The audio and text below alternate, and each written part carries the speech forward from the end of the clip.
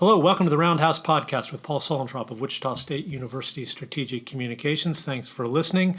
Today we're going to talk baseball with Tad Reida. Tad is Wichita State's Director of Operations / Video / Analytics. He joined Coach Brian Green's staff in June after spending 13 years in Colorado with the Cage Rat. That's a great name for a youth baseball program, the Cage Rat Youth Baseball Program. Before that, Tad coached at West Virginia. He coached at Air Force. He played for the Shockers in 2004 and 2005 before finishing his career at the University of Indiana. We'll update you on the Shockers. They are almost wrapping up fall practices. They have played 2 scrimmages this fall. They defeated Cali College 19-6 in 14 innings earlier this fall. Saturday, they went down to Dallas Baptist and won that 14-inning scrimmage 7-6. They have their 3-game fall series on Friday at 5 and Saturday and Sunday at 1 p.m. at Eck Stadium. And, of course, fans are welcome to come out and check out the Shockers for all 3 of those. So, Tad, let's start by giving us your job description. What all does the Director of Operations do at Wichita State? Yeah, so the main things I do are travel for the guys when we go on the road, flights, hotels, things like that. I help with scheduling. Other opponents, we've been working on 25, 26, things like that. And then I help with all the on-campus recruiting as well. So, and then anything else Coach Green needs. But, kind of a jack of all trades and do a little bit of everything. Okay, scheduling is something fans are always interested in. Give us an overview. Is there a guiding philosophy? What might people see from Shocker schedules in the future? Yeah, I think, Coach Green and I have just been working through what we've done in the past and what's worked for us. And, obviously we have to wait on the American Conference schedule to come out first before we can kind of book the midweeks and things like that. But I think, doing what we've always done, I think it's worked, and we'll keep doing it. So when you coordinate a recruiting visit on campus, give us some highlights. What do you make sure that, I guess obviously the baseball facilities are very important. What else do they see on campus? What's kind of the day like for the next great shortstop from wherever? Yeah, so we'll do a tour around Eck, show them the All-American Club, all the facilities we have. We'll take them over to academics, and they'll see Gretchen or Lucy over there. Usually we'll take them to the dining hall, the kind of walk around campus, the dorms, kind of depending if they're a junior college or a freshman, what they're going to be doing. See what major they are, take them to the new business center or, depending on what they're looking for. And then they'll usually watch practice, go to lunch, things like that as well. Okay. Tell us about your connection with Brian Green and what got you here to Wichita State. Yeah, I've known Coach Green since 2008. He was at Kentucky and when I was at West Virginia. And then my brother actually played for him. He was a starting shortstop in Kentucky for 4 years. And so, Coach Green was the hitting and the infield coach there. So I really got to see him and how, he coaches and get to know him then. So you're back in college baseball. What got you back into this part of the game? Wichita State. So when we got out in 2014 from Air Force, we started having kids. And so it's a very time-demanding job. But we always said that if Wichita State ever somehow opened, it would be the only job we would leave for. And so when I heard Skip was going to get the job, my wife and I had a quick talk, and it was a pretty easy, hey, if this is a real opportunity, we want to do it. Okay, that's interesting. What about Wichita State was out there as the carrot, as something that would be that attractive? It's I'm actually originally from Wichita, so it was kind of coming home. It's the program I played here, it's an unbelievable opportunity, and all those factors. It was a great opportunity to come back and be a part of something great.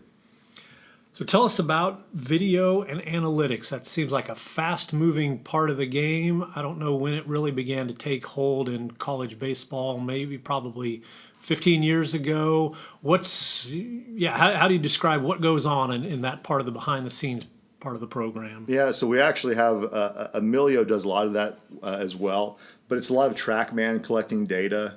The facility has camera systems all around, so we can kind of to look at guys' swings and coordinate with the TrackMan data, and it just look at every piece of data you can imagine. And I guess you'll run across coaches who have different philosophies. Some of them use it a lot. Some of them will say, well, there are certain players who you want to stay out of their brain. Just tell them to go hit the baseball. They do less video with them. How does this coaching staff approach that whole field? Yeah, I think when guys want to take a look at video, we do it. I kind of like you mentioned, you don't want to overanalyze anything. So we really do it on a case-by-case basis. And unless there's something really, really wrong, we don't go to them a lot. It's more, hey, coach, can I go and look through that swing or look through that at bat and see what I'm doing? That's kind of the approach we've taken.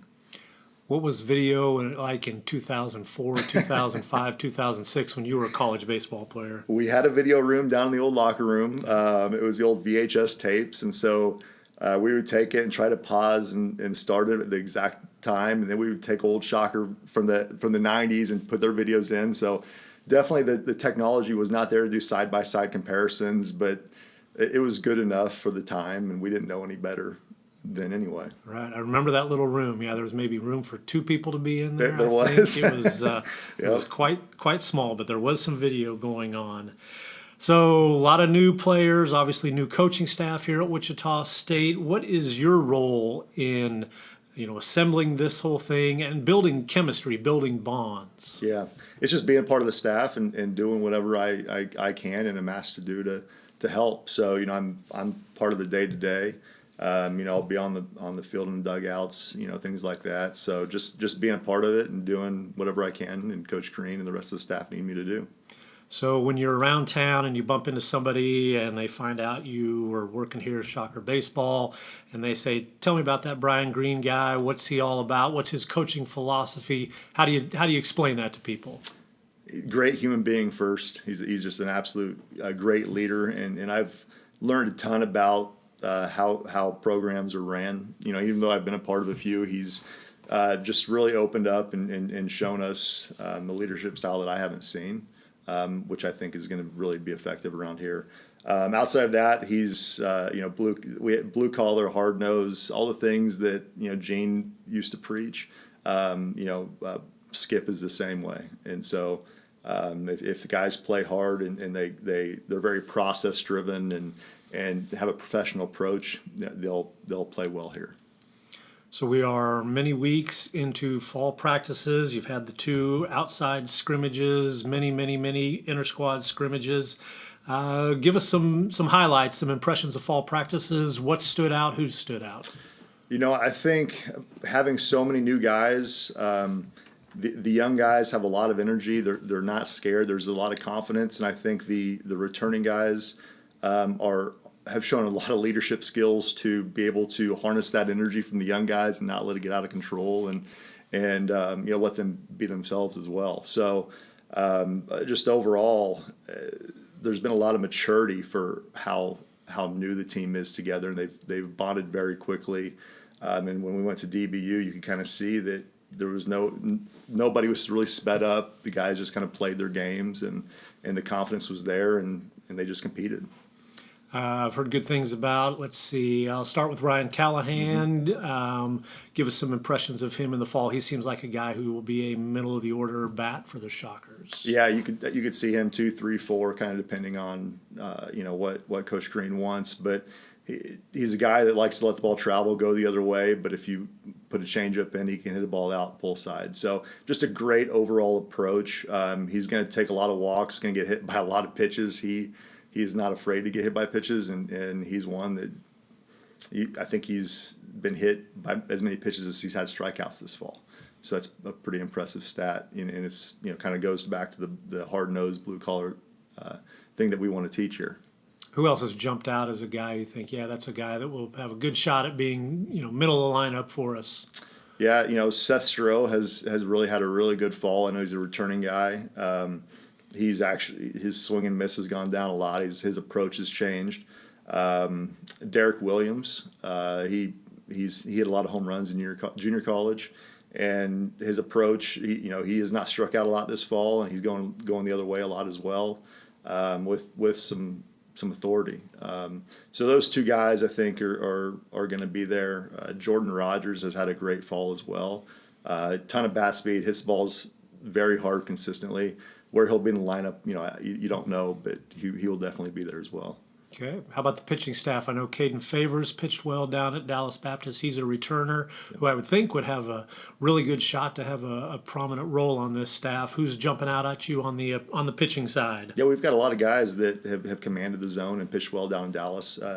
Daniel Zhang is a junior college transfer from up in Minnesota. Freshman Tommy Lepore, has looked really good. So you can keep going on, but there's a lot of guys that just pound the zone and compete and allow our defense to work. Okay, since you're the guy who's in charge of the road trips, give us some road trip secrets. Do you have a go-to item that you have to use to survive? Is it snacks, Netflix show? Do you take a good book? How do you while away the hours on a bus or a plane? Oh, just put the AirPods in, and I like to listen to podcasts, or just can't listen to too many podcasts in a row. But when you've had enough, you go to country music and just put it on and try to go to sleep. Okay, favorite podcast? Oh man, anything business, business or finance, I just find really interesting. Like Dave Ramsey's The Entree Leadership and things like that. So, but I'm open to listening to other things as well. Almost anything. Okay, how about country music singer? Do you have some favorites? I'm 90s, 2000, Brad Paisley, Chris Cagle, that kind of era. Okay. So you would probably remember Gene Stevenson, Brent Kemnitz, famous for playing spades on bus trips. Did they do that in your era? I don't know if they did that I knew they did that. There was a time. I don't think they did that during my Okay, that era. was a big deal. Anybody play cards on the road trip to Dallas? We on the road trip to Dallas, I actually Anthony Miller and I drove ahead. We had a lot of guys going on this trip, so we drove his car. So I'm not sure exactly what they were doing. We went and got the hotel ready. Okay, you were the advanced team. I was, yeah. Favorite major league team?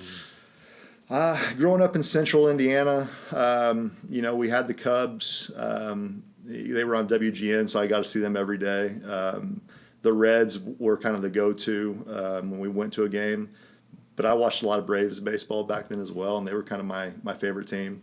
My first game I actually went to was Kauffman Stadium, George Brett, early 90s, because I'm from Wichita. So we'd go to Worlds of Fun and do a trip there, and then we'd always do that, the Royals games. That was the typical Wichita vacation. Yeah, that's a go-to. Who's your favorite big league player? That's a good question. Favorite big league player of all time is probably George Brett. Just loved his swing, loved how he played the game. That's a good one. Yeah. That's a good one. There would be a lot of those around here. Who is the best pitcher that you've faced? Any level, any kind of game? Who sticks out in your memory? Probably Pelfrey in inter-squad. He was a tough guy to face. Yeah, what was it about him that you remember being so tough? The ball just got on you so quick. He threw hard, but it had a lot of run to it, and him being 6'7" or whatever he is, that ball really could get onto you in a hurry. That's a good one. All right, I've got a couple trivia questions from your time as a Shocker. So if I were to take you back to April 3rd, 2005, and I were to ask you, were you safe at first base in the 10th inning of a game against Evansville, what would your response be? I'm sure I was safe. Okay. This was I ran across this, prepping for this. This was a big controversy. 10th inning of a game against Evansville. First base umpire called you safe. He went to the Evansville coach, Dave Schrag, asked him to ask for help. The home plate umpire called you out, and then Evansville won later in the 10th inning. The game story from the Eagle describes trash being thrown on the field, Gene ejected, JT ejected. I guess it was just a big thing. Do you remember anything about that? Honestly, now that you mention it, yeah. It was, Gene and JT and Brent could get really animated in the dugout, and I'm sure it was a worthy ejection. Is all I could probably say about that. Yeah, that was quite an interesting. Evansville, that was when they were, I think, making their move. They had some really good teams. They did. Mm-hmm. Okay, you hit one home run as a Shocker. Mm-hmm. Do you remember who you hit it off? I do. Jared Hughes, Long Beach State, 1-0 fastball. I was sitting on a two-seat, kind of ran ball in, and I was sitting on a hit down the line. Excellent. Yeah, if you're going to hit one home run off a future big leaguer against Long Beach State, that's a good one to hit. A 3-run home run and a 7-0 victory over Long Beach State. So that was a good one. Yeah. All right, we'll wrap it up. Favorite book? Give the people something to read as it's getting cold and they need to be inside. Favorite book? Oh man, I go back to the business genre. Something fascinates me about it. First book I really got into was, again, go back to Dave Ramsey and the EntreLeadership, and these days it's Jocko and his leadership books, but that's kind of where I'm at right now. Okay, very good. Tad Reida, thank you very much. We'll remind you again, the Shockers have their fall series this weekend. They play Friday at 5 and Saturday and Sunday both at 1. They had the draft yesterday. Yeah, that seemed like a big deal. Take us inside the draft. So you split up 2 captains on each team, right? Give us a little bit about the process for picking these teams. Yeah, so it was Stroh and Mauricio were one side, and Jordan Rogers and Caden Favors were the other. And we were actually in here in the classroom, and it was an intense draft room for sure. We flipped for who was going to get drafted first, and both teams knew who they wanted, and it was the same guy. So, but yeah, it was a lot of fun. The guys really took it seriously. You had, Seth was wearing his jacket, so it was a professional day, and it's going to be fun to see how they handle the next few days. We kind of let them. It's a leadership exercise, so they'll be running practices today, and they'll be writing lineups and all of that. So it'll be a fun next 5 days. Okay, I saw the pictures. I noticed Seth in his jacket. How about during the games? Are the players running things in too? Will the coaches just be observing? I believe the coaches are just going to be we might be sitting behind home plate observing and watching and kind of letting the players really understand writing lineups and when to send players and do the whole leadership and coaching thing. Okay, interesting. I saw, and Alex Burge was the first pick. He was. Now, as we were over in the offices over there, was that strategic because Mauricio Milan is one of the captains? So if you wanted Alex because he was a catcher also. Correct. Right? Okay, that's right. Yeah, both teams wanted Alex as the catcher, and fortunately for Caden and Jordan, they got him because he's got a great arm, he's a great receiver, and a good left-handed bat as well. As you were watching the draft unfold, was there somebody who you thought was really undervalued that went later and you thought, oh boy, that guy has a chance to make an impact here, and he went in the lower rounds? Derek Williams went pretty late. That might, but one team really put a high stock on pitching, and one team is kind of pretty balanced. So we'll see what strategy plays out well for who. Okay. I know over the years the stakes have been different. For a long time, I think it was losers had to serve the winners a steak meal, I think. And I think there was also a time when it was you had to clean up around the stadium, that kind of thing. Has any kind of reward or disincentive been established? There will be. It'll be a post-game meal. I think we're going to Biggins and one team's going to be really happy with what they get, and the other team maybe not so much. Okay. All right. Good stuff. Shocker Series, Friday, Saturday, and Sunday. Friday at 5, Saturday at 1, Sunday at 1 at Eck Stadium. Tad, thank you very much for your time. Thanks, Paul.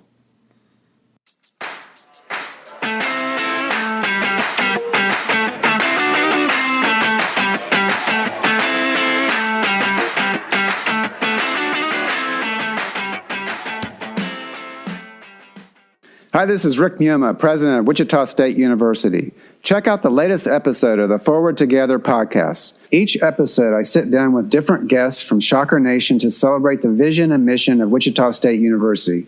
Listen wherever you get your podcasts.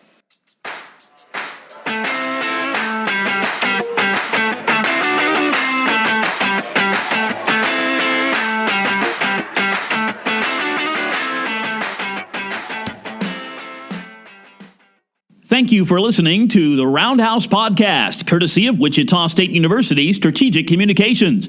We encourage you to rate, review, and subscribe wherever you get your podcasts. You can find more Roundhouse content at GoShockers.com. It's over. It is over. Ladies and gentlemen, say it slowly and savor it.